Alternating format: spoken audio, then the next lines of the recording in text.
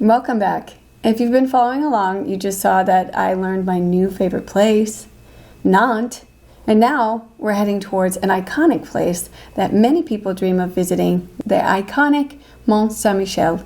Many people dream about going here, and I dreamed about going here even when we lived in Germany. And so I was very grateful that we were able to make this happen on this trip. On the way to Mont Sant Michel, we stopped in Rennes to get lunch. Rennes is a beautiful fairy tale looking city. It's gorgeous. I really want to take a trip back just to visit that city.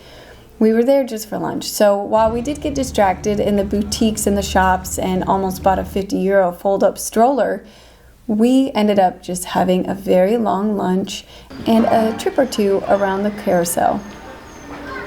After lunch, we headed to Mont Sant Michel. Now here's the part where I hope you learn from our mistakes. One thing I've noticed is that each camping place is drastically different than the other. Like the one we just came from, very simple, had sanitaries, everything like that. This one, in Mont Sant Michel, very complicated, very big. It's also got a hotel on it. It's got a special code you gotta call to just get in. People are very impatient when you don't know a code that you didn't have. They don't put it in the email, you have to get a different one every time, so you have to call. But they don't tell you that in the email. Not off to a great start, to be honest. But hopefully it'll be better. Maybe Mont Sant Michel will be worth it. But man, I got the stress sweats going on. And I'm very cranky.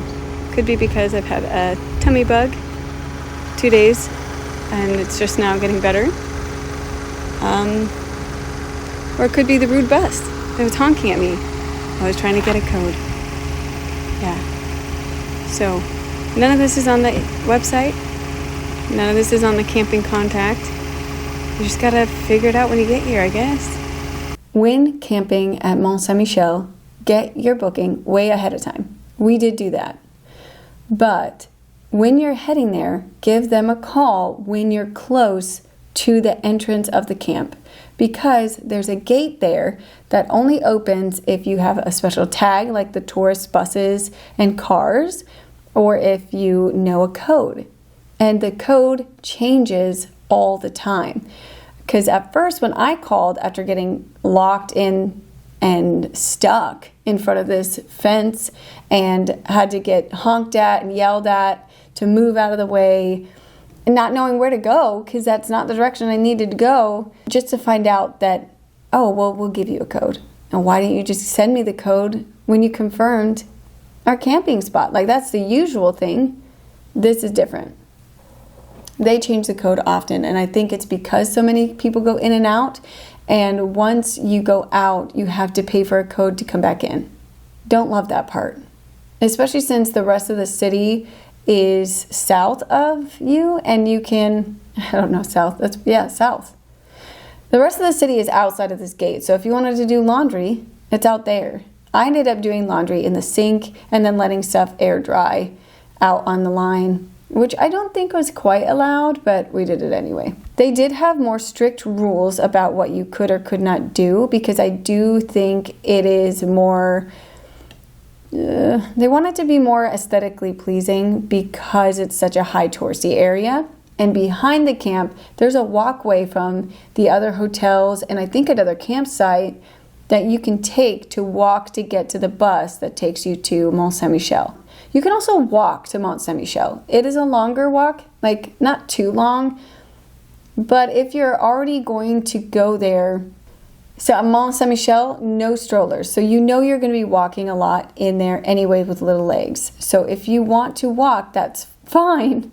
But just keep that in mind that these little legs might get very tired and you might be carrying a little person home.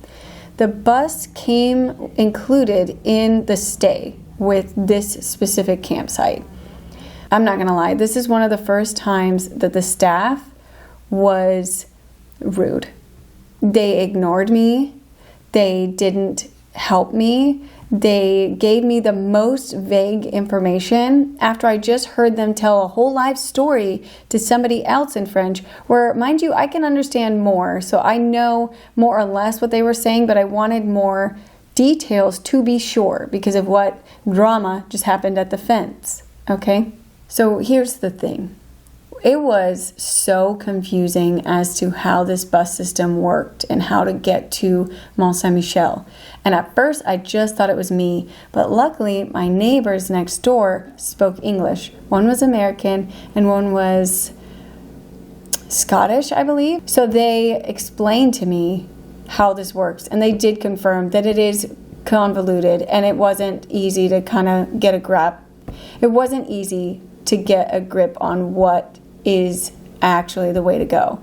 And I don't know why they keep it that way. I don't know if they're purposely making it confusing. I don't know. Maybe it's a game.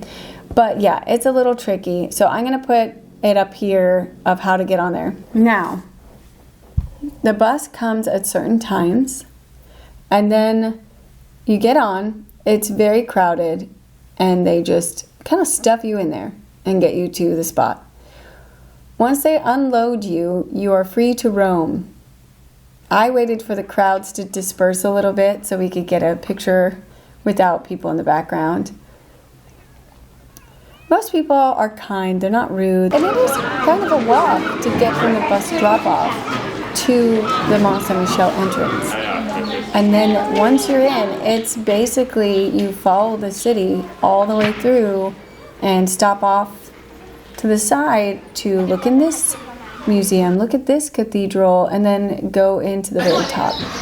At the very top, this is another museum that had an interactive iPad, which I thought was amazing. I think this one was based on age of who could get an iPad versus just choice. You wander around the city, you enjoy it, there's lots of crowds.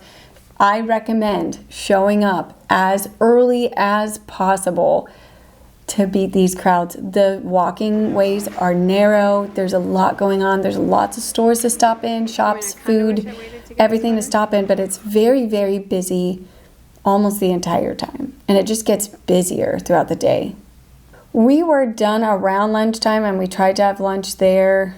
There are a lot of options for food, for shopping, for souvenirs, all the way up and down the whole way. And when you go up, you'll see them as you go. So if you see one and you're like, I want to see that, I would get it on the way back and then just work your way back out.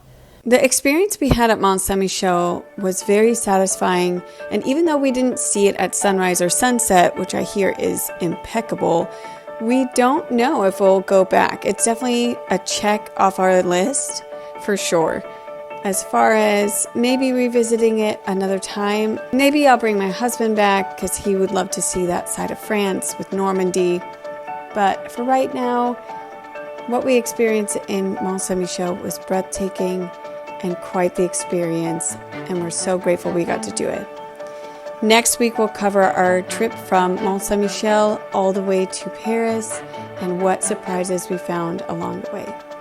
Thank you for being here. Keep traveling.